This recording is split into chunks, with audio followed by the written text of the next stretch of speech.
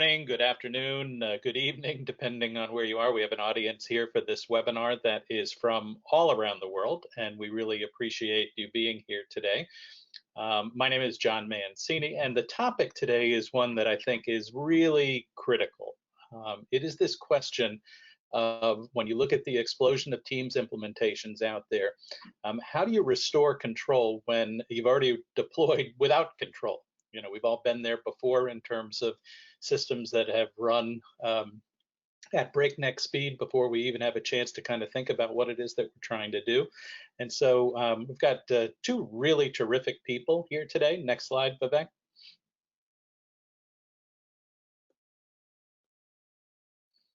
So we've got two really terrific people today, and I'll ask each of them to introduce themselves, and then I'll introduce myself after they are done. So Tina, why don't you start? Give a little sense of who you are and your connection to Teams, and then we'll switch over to Vivek. Yeah, sounds good. So hi, everyone. My name is Tina Ying. I'm a senior product marketing manager in Microsoft 365, working on the information governance and compliance area. Great, Vivek. Hi, everyone. Really excited to be in this session. I work for Infotechtion. My experience and expertise is in information governance, and the last decade has been very much focused on adoption of Microsoft capabilities and integrating in information governance into Microsoft products. Great. If you could hit the next slide, Vivek.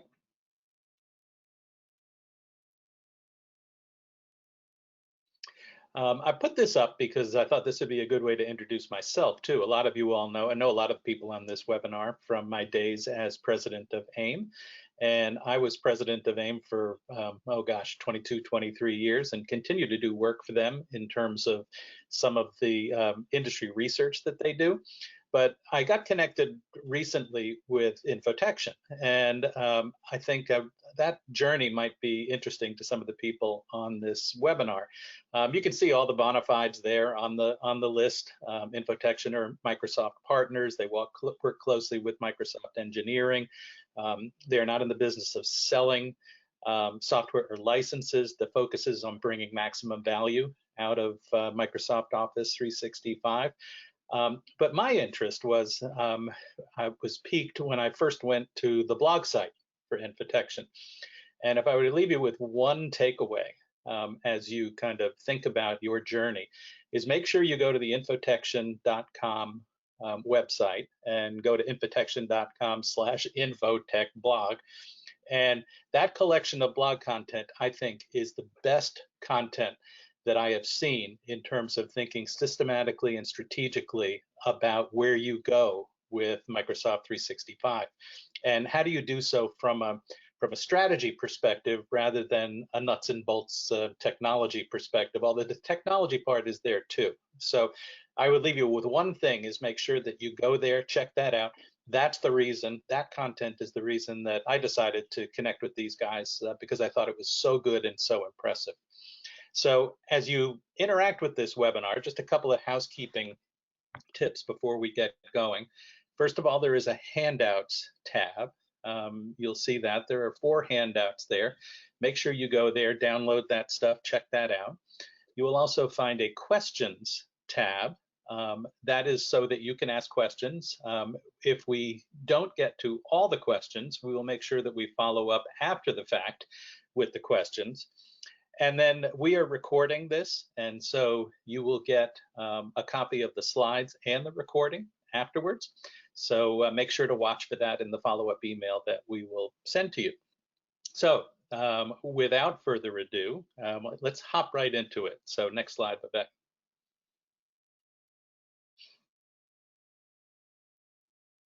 So, you know, we've all been in this business of thinking about data. And you know, this question of data, you know, it's interesting coming to this from an AIM environment. You know, I've spent most of my career thinking about the unstructured side of the house. And what you have going on right now is a convergence of the structured disciplines and unstructured disciplines. And so it's a really interesting time to think about the complexities of data, to think about the incredible value that data represents to the future of your business, and some of the challenges associated with managing that data in a prudent and responsible fashion. And that gets to the outer ring on this chart, which was all the compliance regimes that are out there. And I think if there's one takeaway that I have when I think about where we are as a society and as individual companies and end user organizations trying to think about how we add sense to the management of data in our organizations, is that we are doing so in an environment in which the volume is increasing exponentially. And so that question of volume becomes increasingly challenging as you think about those myriad compliance regulations, and organizations that are still on a manual path to managing that compliance situation, they're on a pathway to crash. It just won't scale in the way that you need to. This 4.5x is a question that I've asked it with my AIM hat on in AIM surveys.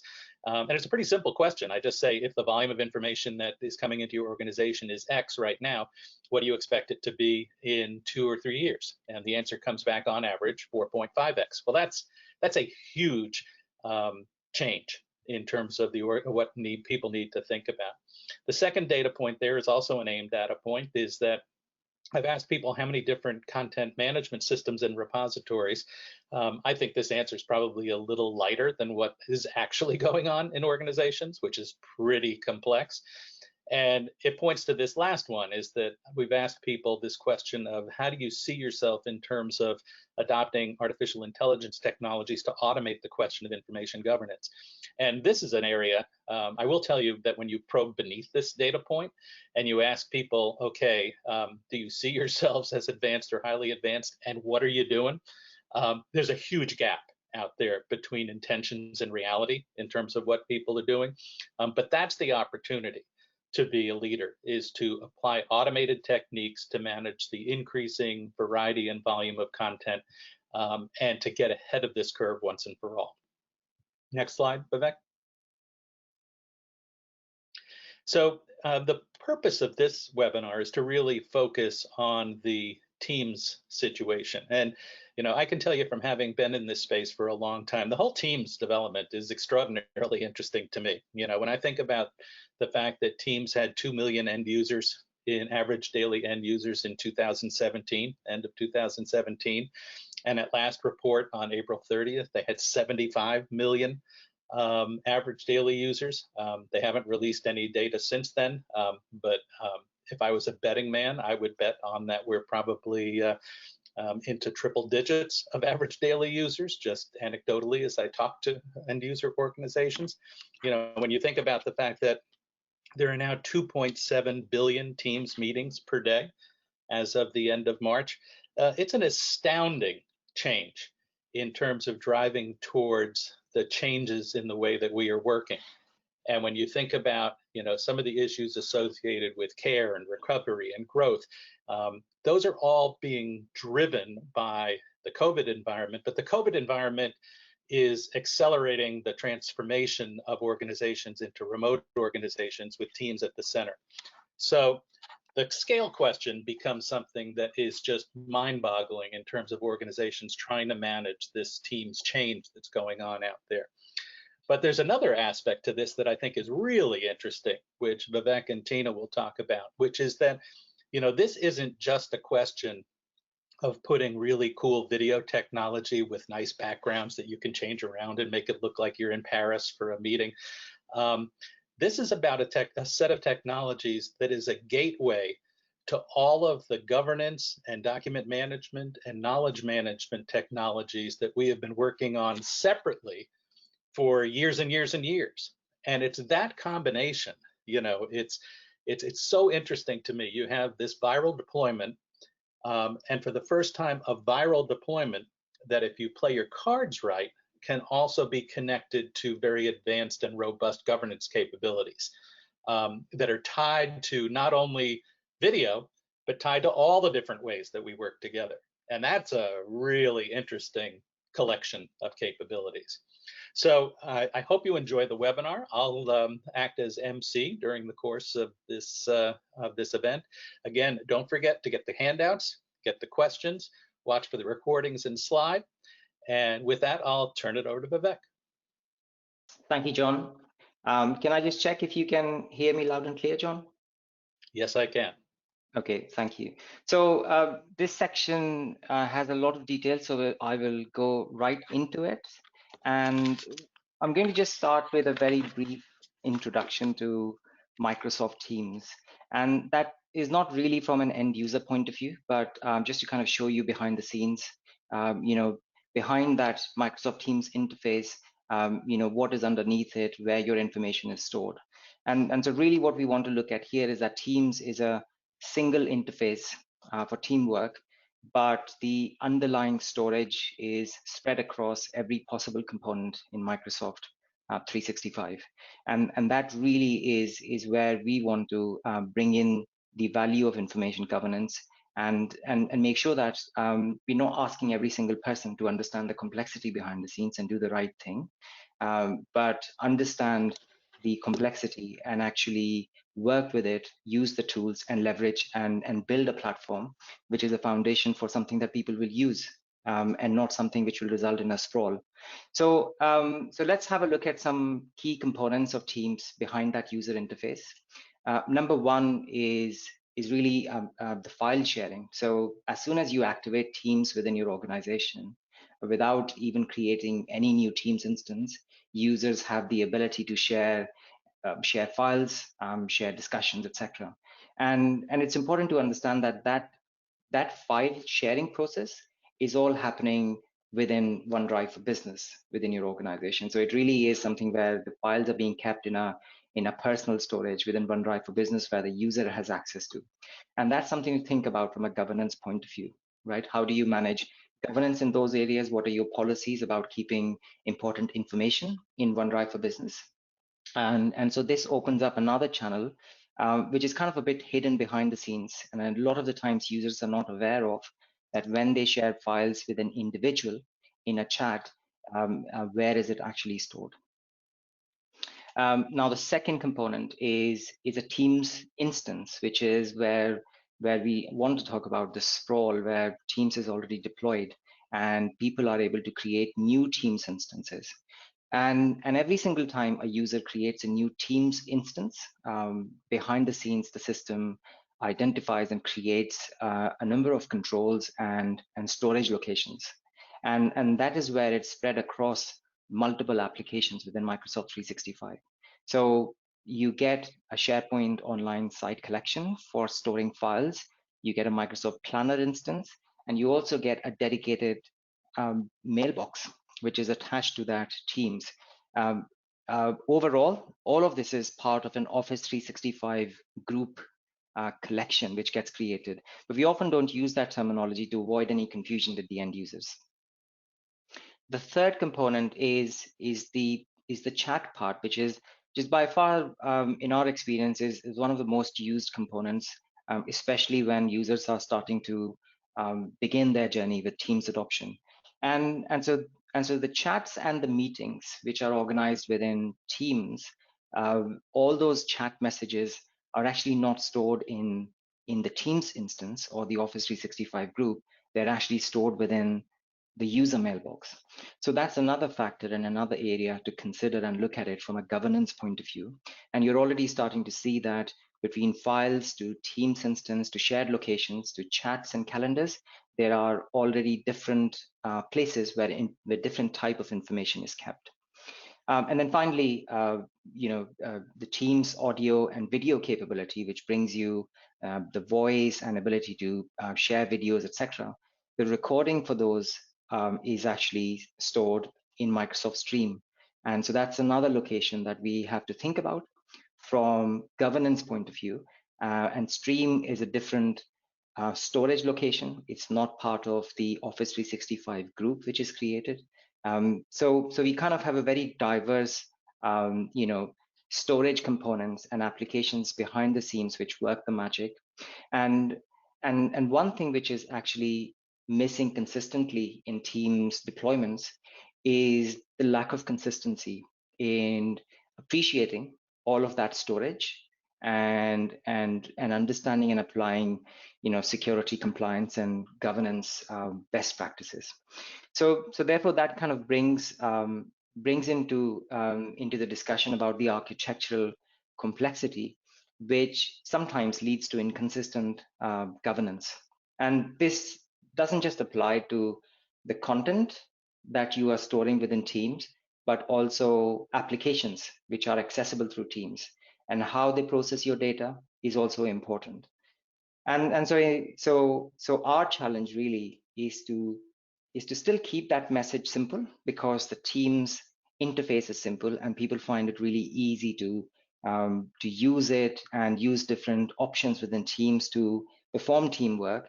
So keeping that message simple, but still apply the governance which kind of matches the agility required to enable remote work. So if we look at it, in order to manage governance, you really have kind of three options there. You can either leave it to the users, educate and trust the users to do the right thing, and make sure that every single time somebody shares a file, they know exactly where it is going to be saved. They know and they comply with the organization policies. Or, as we have seen with some organizations, you can expand your existing governance systems and build customizations or buy add-on products which can integrate with Teams and help you manage Teams, similar to how you're managing other systems. And increasingly, we are seeing that that organizations are also leveraging the existing Microsoft information governance tools to kind of build a foundation of the core principles and the core governance capabilities which come as part of the product, and use that to continue to build and improve your governance posture as you roll out Teams. So the last thing on this slide for me is the increasing awareness around our information has really the potential to positively impact our ability to govern it. And we clearly see Teams as the opportunity to take advantage really of this moment. And if we don't, then there are consequences, there are costs involved in it. And so information and the management of information without an organized and predictable way to manage lifecycle, privacy and security will kind of always have a direct or indirect impact to either the productivity or reputation or profit of an organization. And a simple example of this is we all engage in Teams meetings and Teams calls with external parties who still have access to the chat, for example, associated with that meeting. If you haven't managed that properly, and if you're using that chat and Teams to discuss people, then you also need to think about how that information is managed, its impact, and its impact really on your privacy compliance, because now you're starting to engage and interact with not just people within your organization, but outside your organization. So what I wanted to really highlight on this slide is to kind of just put some real examples from the public domain on the table. And for me, really the most noticeable example is the unprecedented sprawl of Teams collections, which I have seen in the last 8 to 10 months compared to SharePoint in last 6 years. And so I kind of thought I'll just bring some fun facts for you based on some of the engagements that I've been involved in. So over the last 1 year, what I've seen is that on average, there are about 20,000 Teams collections created per tenant. And when we did the analysis and discovery and understood what it would take to apply governance on those 20,000 Teams collections, which are already deployed, 20% were kind of easily identifiable as inactive.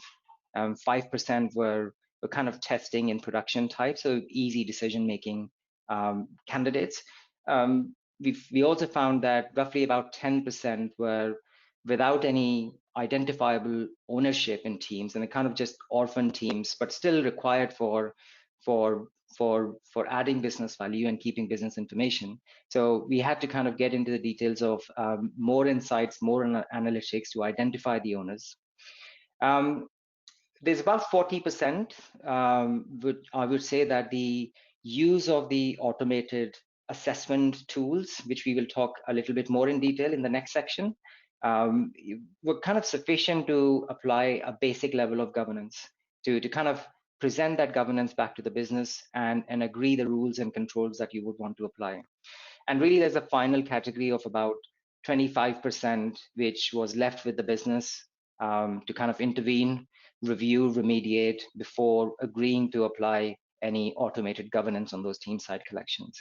So the message here is that, you know, the longer you leave your team's collections without governance and the more instances you create, the more it is used and the more data is actually stored in there without proper governance, it's always going to lead to challenges afterwards when you have to apply governance.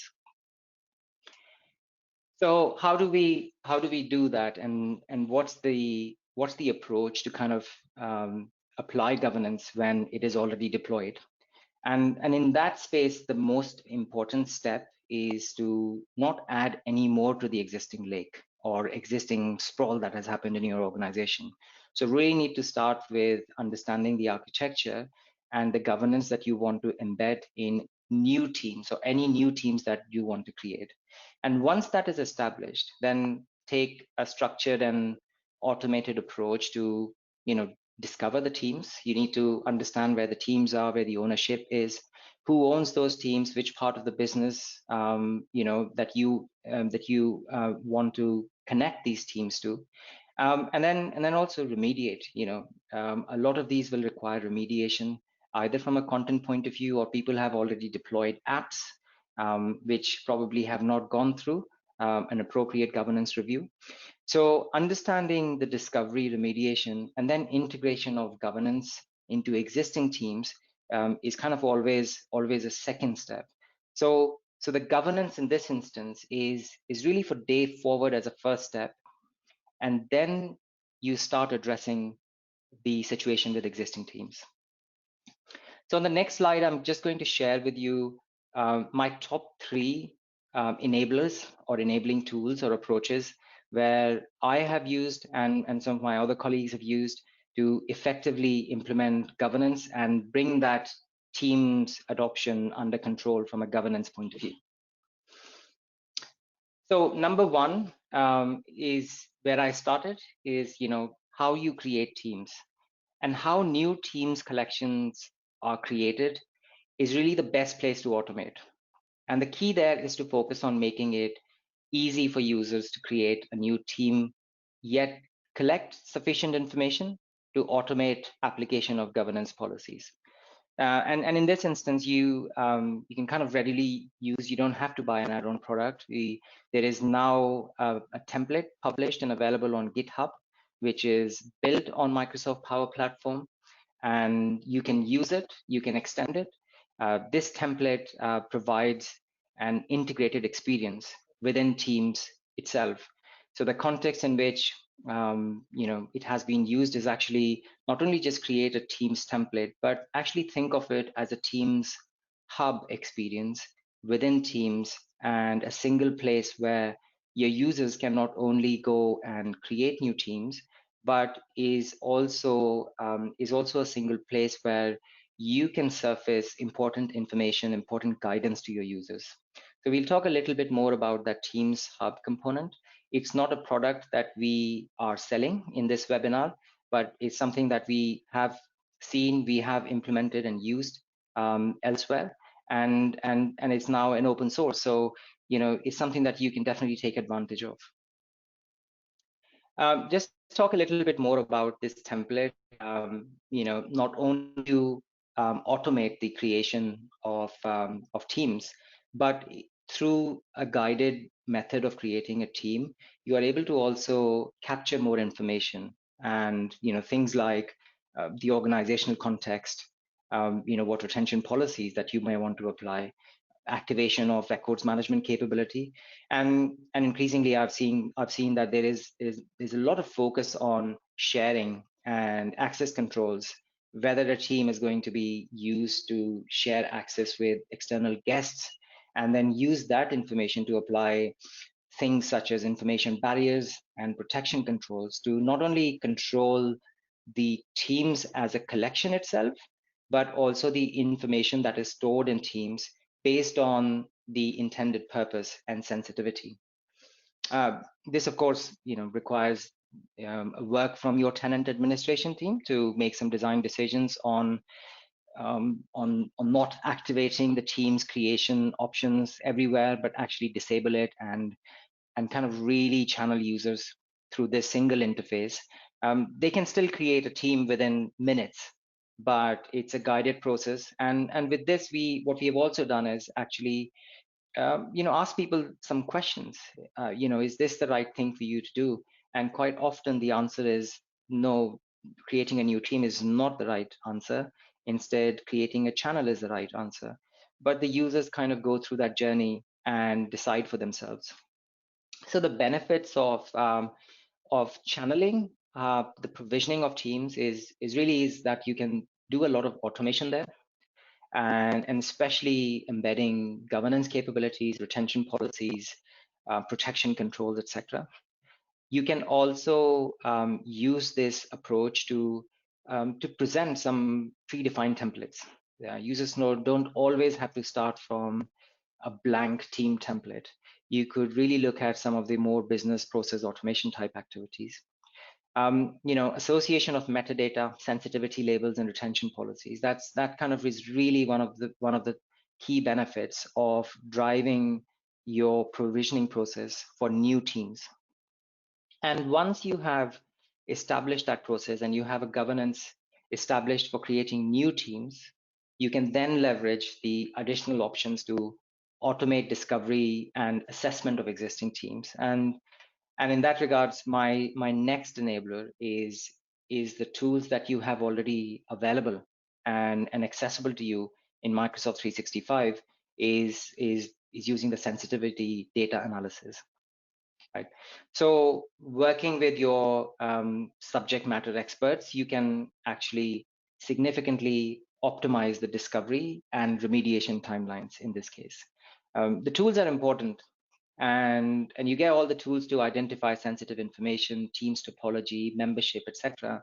But one thing that goes along with that is the ability to analyze that. So discovery templates and analytical skills to collect data, analyze and present the data in a format which simplifies the decision-making process is really important. Especially instances where you believe that you have a number of teams which are out there and are no longer required because they are inactive or they no longer serve their intended purpose. And so back that decision-making process with insights and analytics is really important and makes sense when you actually take it to your stakeholders or business owners. So really powerful set of tools. And if you work with the right experts, then you can actually use it to your advantage.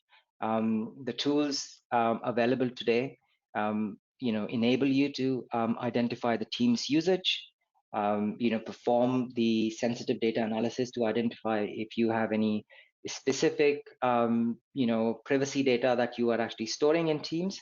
We're also looking at actually leveraging machine learning capabilities to use your existing classification and actually see what else is out there in your teams to understand whether this is of value or not. And so as you perform this analysis, this isn't a set once and forget type of analysis. It really is a continuous activity. And as time progresses, you can continue to evolve and improve your governance posture with available tools and the updates which are coming further down the line on Microsoft Roadmap. So with this approach, it really makes it easier to integrate governance, make informed decisions, and also less disruptive, reducing the need to install or upgrade as changes come up in Microsoft 365 product. My final item on the key enablers is really talking about going back to the business, enabling users and making it simple for them. governance has two sides. One is technical and the other is business. And success is, majority part of it sits with the business. So 80% with the business, 20% technical. So it's important while we kind of talk about how technology can help you control the sprawl and apply governance, this really won't be effective if not done together with creating, sort of a community experience for users to understand the best practices and learn from success of others, both within the organization and outside the organization. So going back to the concept of a Teams hub is something where you can already leverage the existing tools like SharePoint pages, additional templates that you can curate and actually bring together some of that information into a single place so that your users have one single place to go and actually learn and know more about what's happening around them in this space. So one very interesting thing that we did for our project is really not only just inform users about the basics, but also tap into things like Microsoft videos and Microsoft Teams and actually surface them. Provide users an inventory of all the upcoming sessions happening both within Microsoft and also within the organization, so that people know who to contact, which session to attend, and improve and increase on their knowledge. And the third thing is that you probably already have use of Yammer, and you have Yammer communities and people discussing things about Teams, what works, what doesn't work, raising problems and finding solutions. And so that's again a great way of again bringing all of that information into Teams Hub and engaging with your users. And rather than actually providing them a long-winded training, provide nudges of information or nuggets of information that they can use and consume it easily. Final slide before I hand back to John is I just wanted to draw attention to where Infotechtion can add value, and our value really is to lay the architectural foundation for information governance, automate the application of governance to keep the richness of Teams collaboration on the front end, but integrated with a well-governed M365 repository on the back end. So our value really is not in moving the content and shifting it to a new Teams instance with governance, but to actually bring governance into the existing system which people are already using and the content. And that really is a key ability to kind of boost the adoption and the integration of information governance.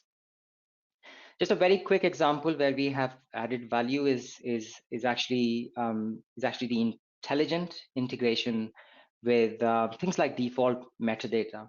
Using your existing metadata structure within SharePoint Online and content types, we have been able to apply that to a Teams topology and build a Teams topology, which provides an organizational context, a business or process context, but also at the same time improves search experience with metadata filters, and also helps you make some informed decisions and insights, with your structures.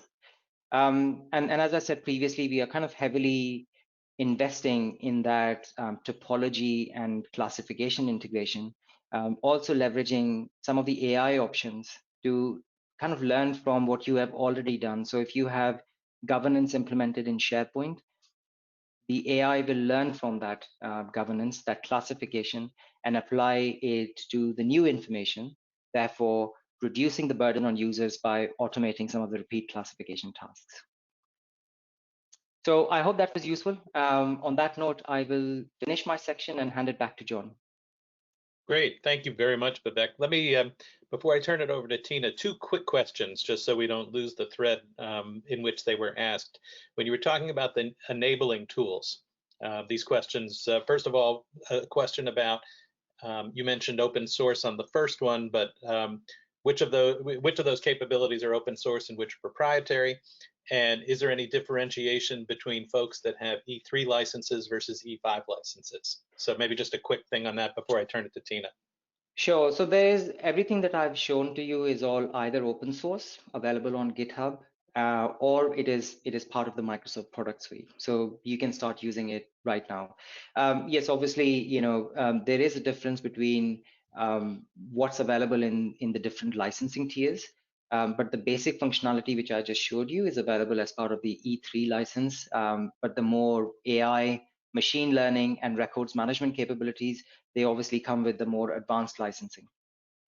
Great, thank you very much. Let me turn it over to Tina. Just a reminder that you have a handouts tab that you can download some of the information that Vivek was talking about. You also have the questions tab, and even if we don't get to them in the course of this conversation, we'll follow up directly afterwards. So Tina, take it away. Thank you, John, and thank you, Vivek, for the very good intro into the governance area. And then today here, I want to show you what is the Microsoft Information Governance and what we provide here that can help with the Teams governance part. So we can go to the next slide. So as Vivek was saying that Teams infrastructure is actually the whole Microsoft 365. So the storage of the document might be in SharePoint, might be in OneDrive, while the message and chat might be in Exchange.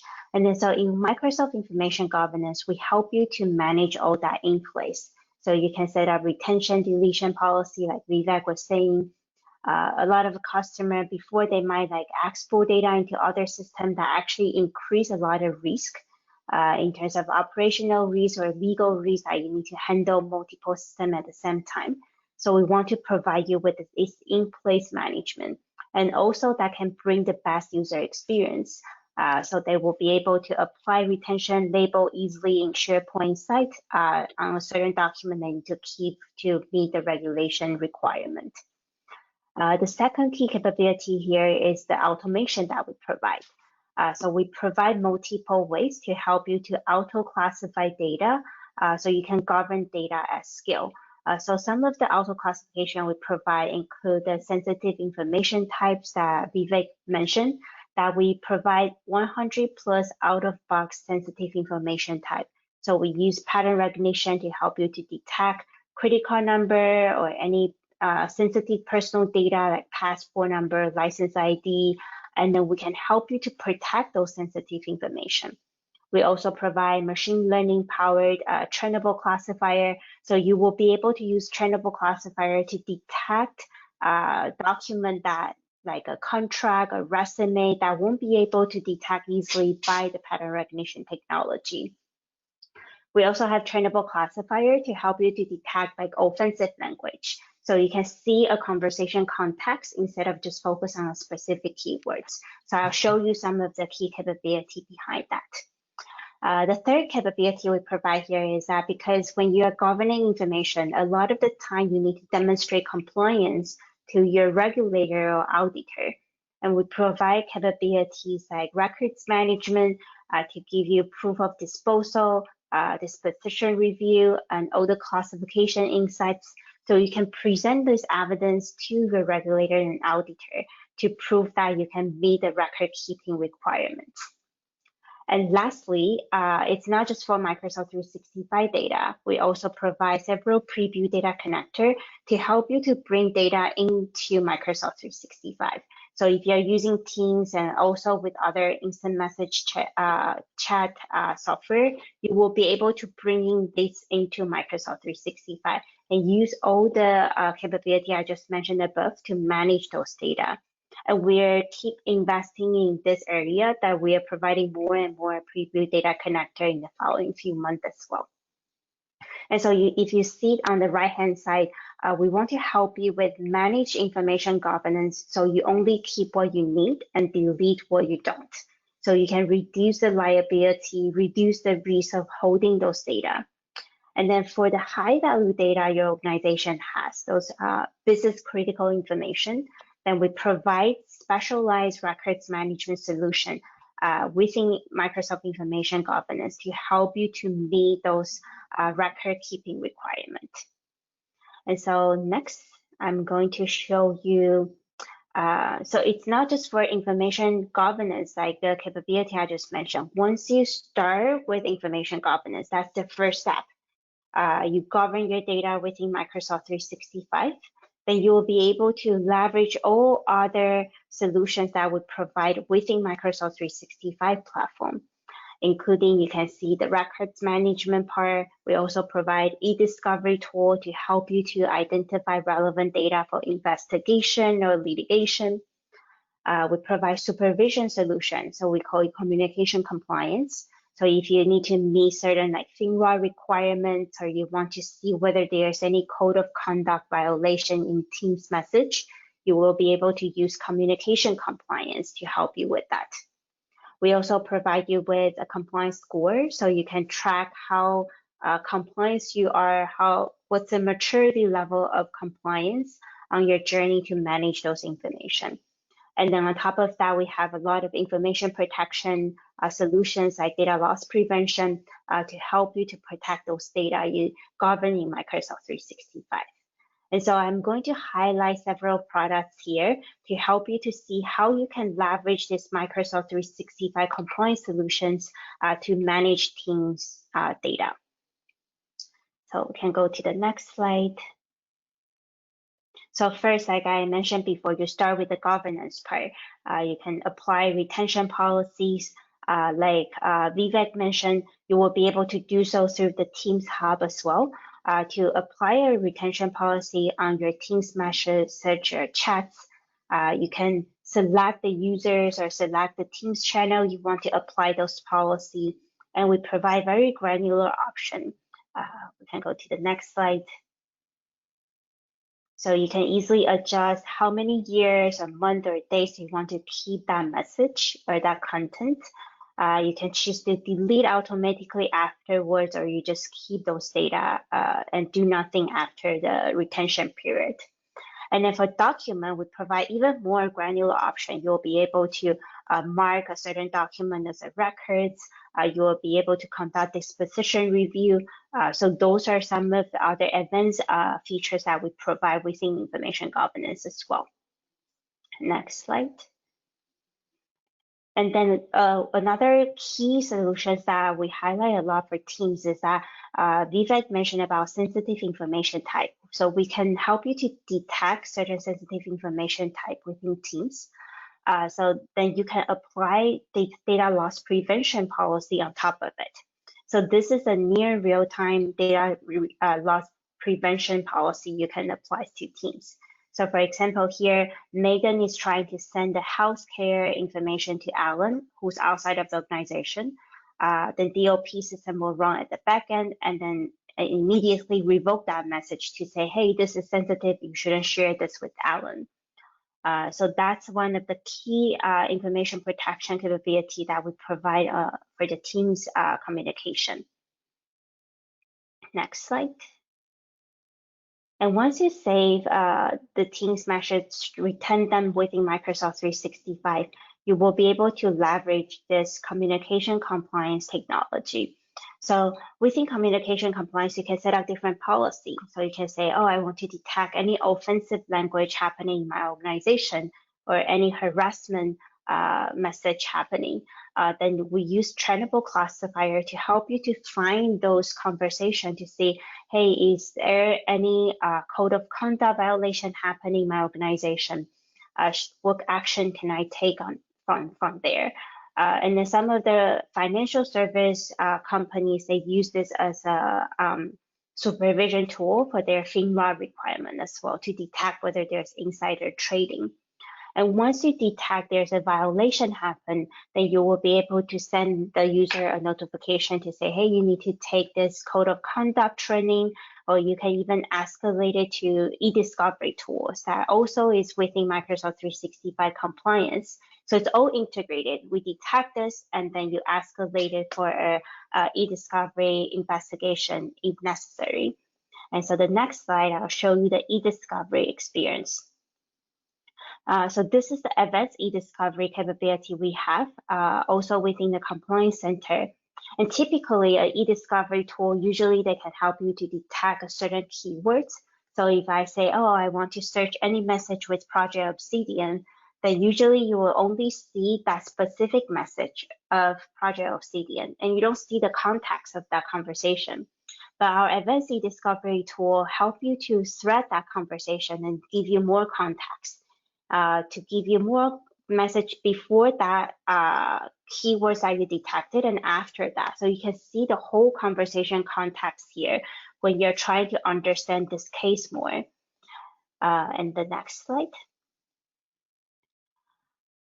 And then once you understand this context, you might want to export this to your maybe external console to help you to do some more litigation investigation. You will be able to redact and highlight, do any annotation on this file before you exporting. So we can say, let's say if Alex here is sending another sensitive information that our external console shouldn't have access to, then you will be able to redact that message before you're exporting.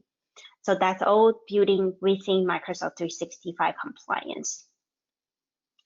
And the next slide, and then this one is another very key features that a lot of our financial customers also use it. It's called information barriers. Based on certain compliance requirement, you might need to set up a barriers between two groups to make sure they don't communicate with each other. And then so you can see here is an example. We set up an information barriers between Contoso and Fabricant. So they are under the same company, but then just like two groups that shouldn't talk to each other. Once we set up these barriers, and when I try to add a Fabricant user into a Contoso teams, next slide. Then you will see that the system will automatically block that to say, hey, you couldn't add this member because it's not in the same information barriers, information boundary that Contoso has.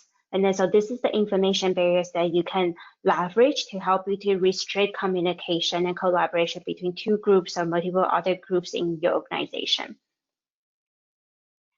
And the last one I want to highlight here is the Microsoft Compliance Score. So as Teams infrastructure is the whole Microsoft 365 infrastructure. So we want to help you to analyze like, hey, how compliant are you are on compared to some of the regulation you need to adhere to. So for example, if you're a company in EU, you need to be compliant with GDPR. So we use compliance score to give you that guidance. What are some of the actions you can take to be more mature on the GDPR compliance journey? So you can see a single score here to say this tenant is 73% there. And then on the right-hand side, you can see some of the key improvement actions that you can take. And then you can dig into each of the actions. We provide you with step-by-step guidance so you know how to configure those system settings. And then also compliance score can help you to detect some of the configuration here. So we automatically help you to assess some of your technical configuration here. So then you don't need to manually go in and check whether you have MFA enabled, for example. We already help you to detect that and then reflect that into your compliance score. So that is the compliance score part. And lastly, to close out the session, I want to highlight some of the roadmap priority that we are working on. So we talk a lot about the records management and information governance capability and what are coming in the future. Some of the key things that customer ask the most is Teams meeting recording. So this one is particularly very important for us. We are actively working on this feature. So if you pay attention to the news coming out in the next few months, you'll hear some good news around that. We will talk more about all this roadmap priority you see on the right-hand side at our Ignite session. So Ignite conference happens on September 22nd. It's free this year. You just need to register and you can see all the session online. And so remember to register and watch the session that's about information governance and records management. Definitely there will be some good news you're seeing from there. So with that said, I'm going to pass the stage back to John.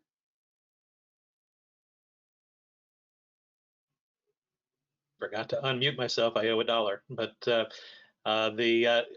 thank you very much, Rutine. That was really really terrific. Let me ask a quick question before I hand it back to Vivek. And maybe you could just quickly talk to Tina. This question was what M365 license is required for the features you described? Is it E5? Is there a separate package, add-on package that's non-E5 that could be purchased instead if somebody has E3? Maybe you could just comment on that before I turn it back to Vivek. Yeah. So licensing wise, most of the capability you will see some E3 features, but then anything with machine learning or AI that will be E5. Records management, the whole is a E5 solution because it's a more specialized process we design for high value data. And then in terms of the add-on or how to buy it, your licensing specialist will have more information, but I can give you some general guidance. So we do have E3 add-on. It's called E5 compliance. So you can buy an E5 compliance add-on, and then that will include everything I just shared with you. Within E5 compliance, we also have mini bundle.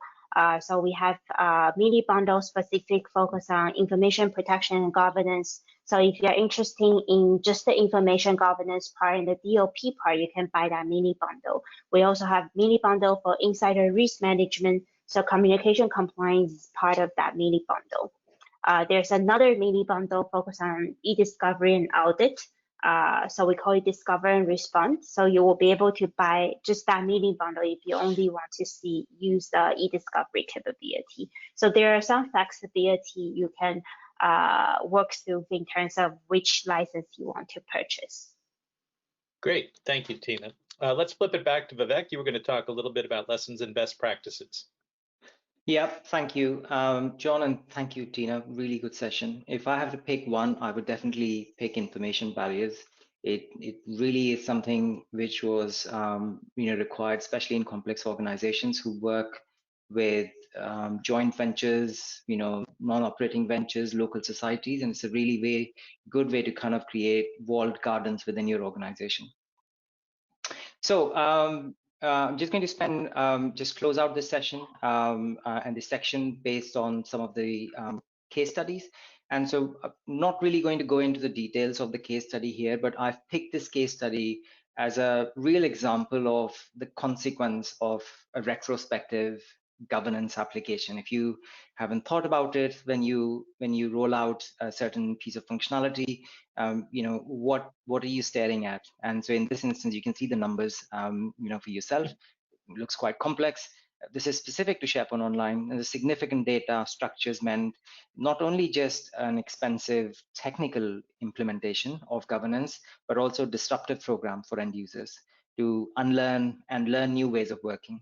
So we learned plenty from this case study and implemented that in the rollout of Teams to ensure the new ways of working and best practices really extend as users on board the virtual collaboration using Teams. And so what did we learn? It's kind of 4 things to summarize all of that into just a quick 2-minute summary is to kind of really develop a strategy to build a sense of strong co-creation within your organization. It's not, as I said previously, it's not something that you would do it once and then just forget it. It's a continuous improvement.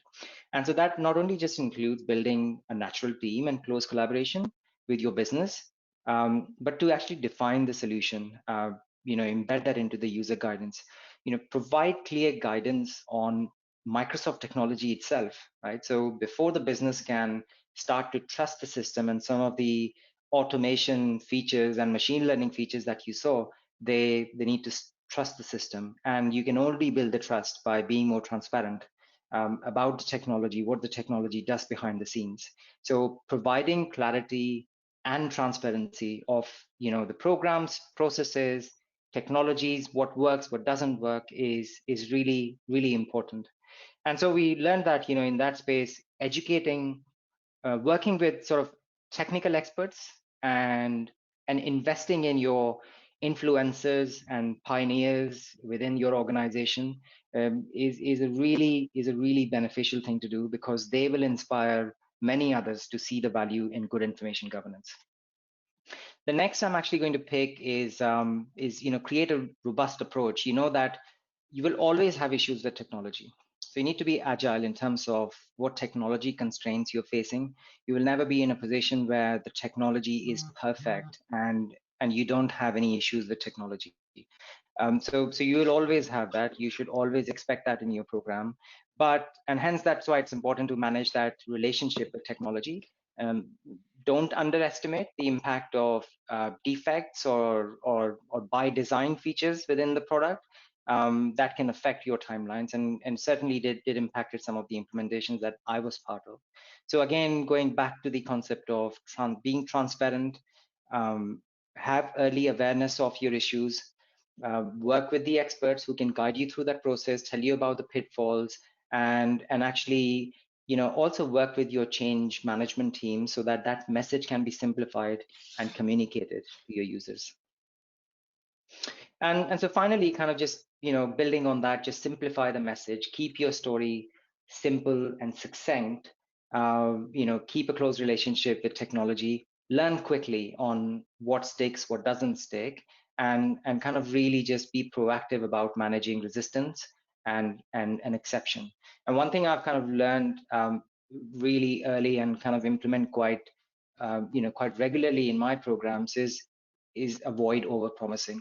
And so without having a robust feasibility study, you really can't promise the world to your customer or to your business. So that's why the importance of actually going back and actually laying that foundation of architecture, fully understanding what is possible, what's not possible, what kind of typical challenges that you will face, and have a response to those beforehand. And so in terms of best practices, I mean, there's a lot to talk about here, but I would pick prevention and proactive management just very quickly. So you need to prevent the ongoing lack of governance. That's what I actually mean by prevention. So you need to take a stand on, how Teams is provisioned. And it's not just about Teams. You will have to think about Yammer, because Yammer is going into native mode, and behind the scenes, it will spin off the same Office 365 group. So you need to think about, what governance that you're going to apply in some of those components. So use of templates for Teams to reduce burden on users, having consistent naming convention, and bake that into your training and knowledge adoption with your users is really important. And from a proactive management point of view, it's not one set and leave it alone type of situation. You really need to plan for managing your team's communities. It's a continuous movement. Focus on adoption and engagement. Really plan for analytics, because as the team grows, you really need to have a good control on what's in your team and where it is used, who owns it, etc., to be able to actually make any decisions about the life cycle of it. And then finally, this might sound stupid, but please do not test in production. Okay, I've seen plenty of cases where IT teams create test policies, and some of those screenshots that you saw in Tina's slides, you make a mistake with days instead of years, and you will see in the news that 145,000 users lost their data, right? So you need to make sure that you are properly testing it and you allocating time for it. No testing in production, please. So plan ahead for it. And even your production implementation, tightly control it, have 4I principle or 8I principle, whatever you want to call it, but to make sure that when you select and apply these policies and configure and deploy them, you have a proper quality assurance in place. So just a very quick rush through. I'm conscious that John wants to close out on the session and have some Q&As, but I hope you find that useful. There's more information in the handouts that you will get as part of this session. So thank you again, and back to you, John. Great, thank you very much, Vivek. We have time for a few questions, and since we do have benefit of video here, why don't kind of give me just a hand signal who wants to hop on this. We'll see how many of these we can just plow through quickly. First of all, when we talked about the Knowledge Hub in sort of the embedded guidance and nudges, and is that an expensive customization? I think that might have been Vivek from back in your original presentation. Yes, it's not really, it really is SharePoint pages, and you bring those SharePoint pages into a Teams experience. So the only customization is your knowledge and articulation of how well you want to actually, what information that you want to bring. We have done all of this by using all out-of-the-box functionality. Here's a question, one of my favorite topics. As per our company retention schedule, we have event-based retention for employee files which trigger at the end of employment. How can we utilize this using M365 for 17,000 employee files? Well, maybe talk a little bit about event-based retention. So we've done it actually for 100,000 users within an organization, and really the trick is to automate it. You can't expect users to apply asset ID for every single file for every single person, and so the answer is twofold. First of all, you need to think about the governance, how you're going to structure it, what metadata that you are actually using for storing employee files, and then use that to build your automation and apply retention labels, and actually also afterwards trigger the retention period. And Tina, this one might be for you, is that, again, it's the clarification. This person says, I want to make sure I have this right. Retention policy is part of the E3 license, while records management is part of E5. Do I have that right? Yeah, if you apply like a org-wide retention policy, or you apply a retention policy by selecting the SharePoint side or team side that you want to apply those policy for, those are E3 features. But if you want to auto-apply, for example, I want to auto-apply any document with credit card number, then that will be E5. And records management, the whole records management is E5. Great, thank you. We'll do another 2-3 minutes of questions, and then I'll ask you guys to wrap up. This question: how can you address different retention policies to team sites? In other words, the content in one team requires 7-year policy, another requires 5-year, another one requires 10-year. How do you address that? So I will give you a practical example, where it's quite practical thing to actually expect having different retention policies. And so what you work is on a concept at some level that understand that for this team or for this organization or for this business, this is the type of policy. And then you can configure that in Compliance Center and identify specific teams where you want to supply and apply different retention policies. Great. There's a question here related to Yammer was mentioned twice, and maybe just talk a little bit about Yammer in the construct of Office 365 and Teams and kind of what's going on there. Yeah, so Yammer retention policy will be coming soon. We are actively working on that. So if you watch the Ignite session on September 22nd, you will see some updates there. And just to add to that, the reason why I mentioned Yammer is behind the scenes, the technology which makes the Yammer in the new native mode work is quite similar to how it is behind the scenes for Teams.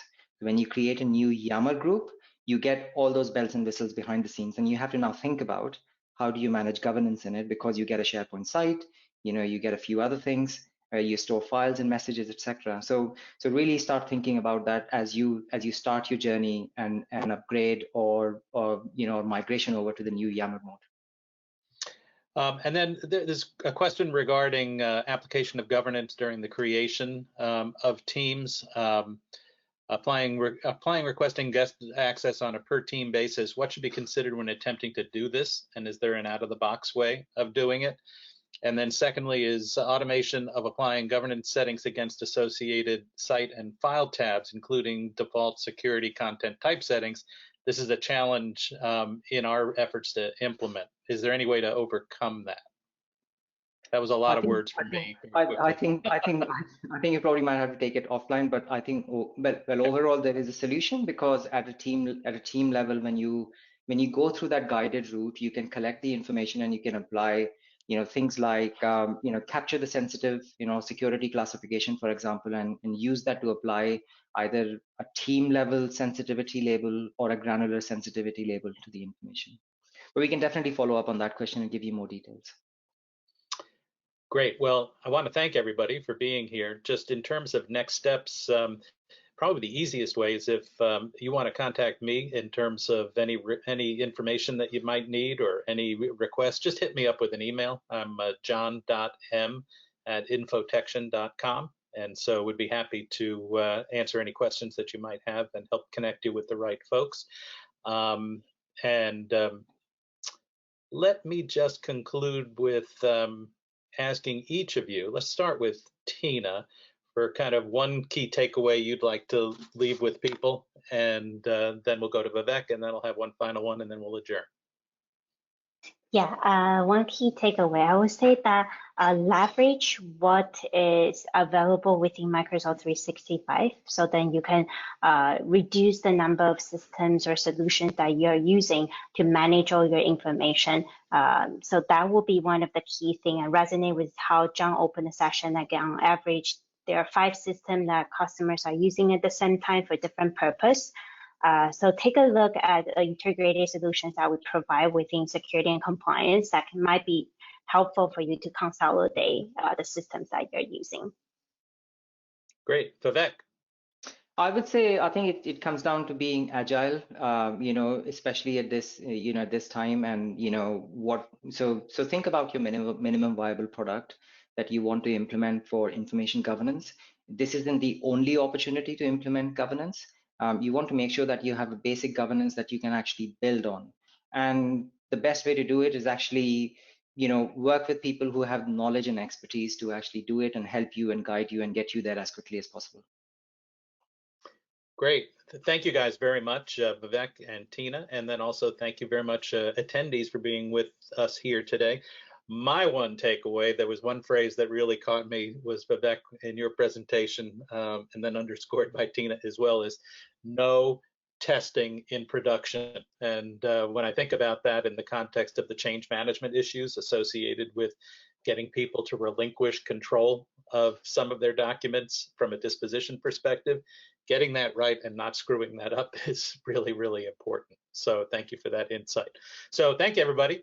Nice being here with you today. We'll be doing future events. If you have suggestions for topics, please don't hesitate to shoot me an email at john.m@infotechtion.com. And again, thanks so much, and we'll see you next time. Thank you all. Appreciate it.